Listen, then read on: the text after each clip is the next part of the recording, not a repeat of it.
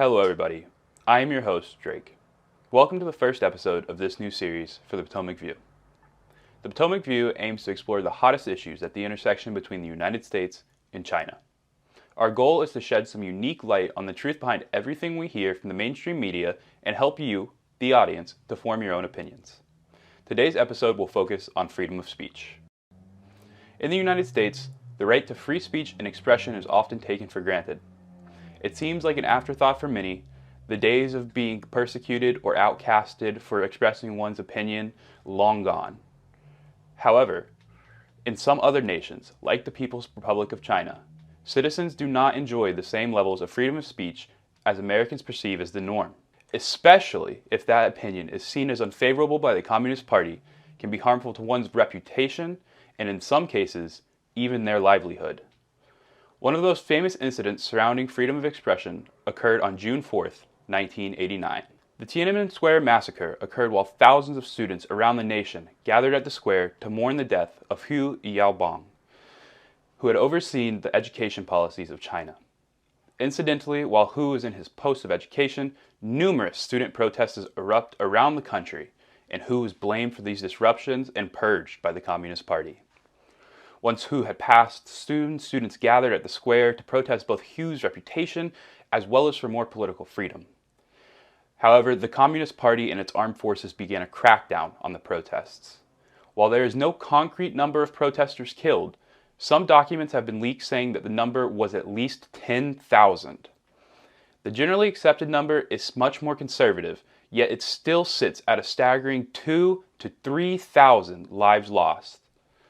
As one of the most important and tragic events in Chinese history, students on the mainland do not have access to any information about the tragedy that occurred at Tiananmen Square on June 4th, 1989.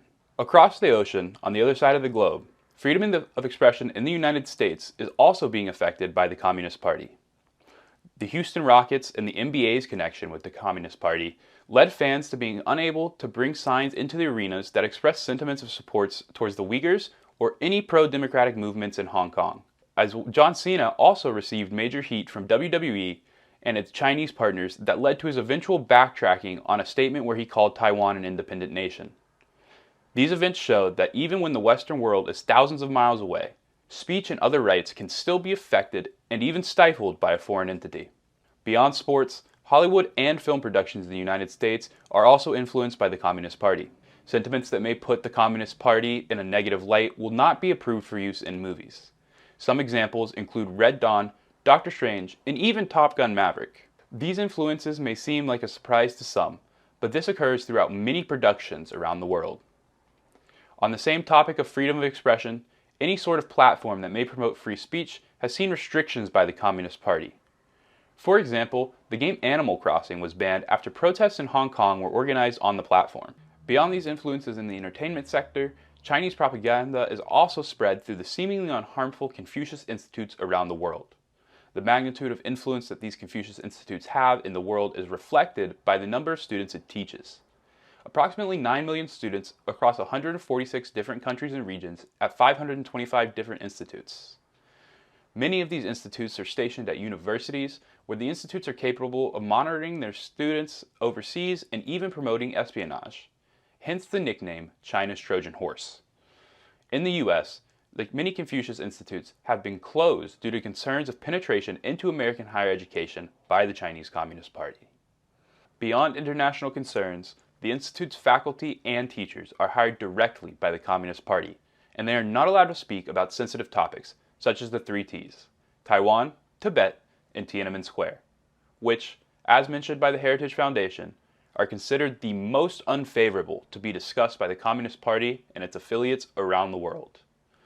There are also a couple of lists full of topics that aren't allowed to be discussed, such as the 7 Speak-Nots, which include the topics of universal values, freedom of speech, civil society, civil rights, the historical errors of the Communist Party, the official bourgeoisie, and judicial independence. All of these topics are discussed openly by Americans every day without a second thought. But citizens of the People's Republic of China face serious repercussions when they speak on these topics.